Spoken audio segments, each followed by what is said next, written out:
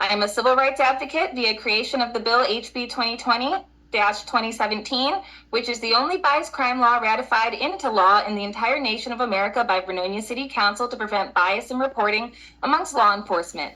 I am the 6th Black woman in Oregon history to become an inside wireman electrician, and I am the 1st woman in history to be an inside wireman and a level 4 semiconductor engineer and a scientist while working at Intel around their acres.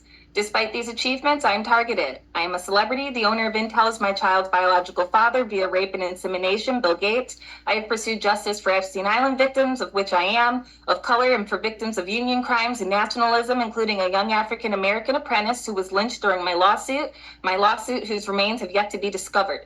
I do this unpaid on my own free time with what little funds I have with the CIA, the Secret Service, Scientology, the FBI, and global intelligence networks to protect our data rainforest of hard banks and data centers that are hacked and used to traffic and target individuals like you, your children, and myself, and our children into obscurity and poverty via data hacking.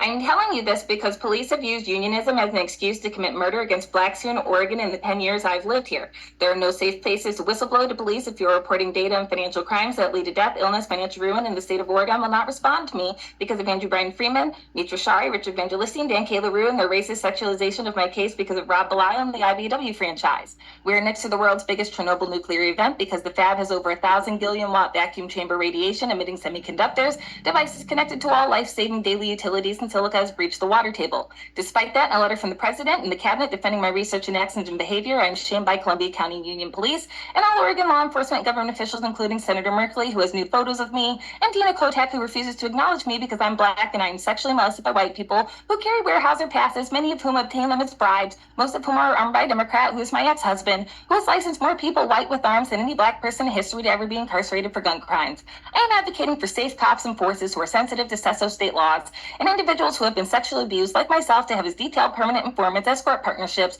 giving comfort and safety to civilian agents like myself, and provide us with compensation via monthly rent, sexual comfort, disability support, and protective services and reporting, and that our endeavors are registered as safe interaction used as a basis to reduce charges and give people a good standing. I am a global celebrity. I am the first Black woman to come forward and to have sex with Bill Gates and share paternity with him, and have been called nigger on live TV by the White House, and KGW issued a statement apologizing for racial slurs. They did not apologize to me. This race shaming of me and my child has got to stop. I inherit Intel and so does she. I inherit Bill Gates' IP. I'm the victim of sexual abuse, and I am Epstein violence survivor, and I demand respect, love, and demand honest, dutiful representation and clean conditions in the fab. This landscape post-George Floyd has been a racial jungle divided by bizarre sexualized crime logic skewed by pervert federal police customs, IBEW sexual racism, and it has got to stop. Just because I'm Black doesn't mean I'm not a celebrity. Thank you very much for your time. I'm Braden.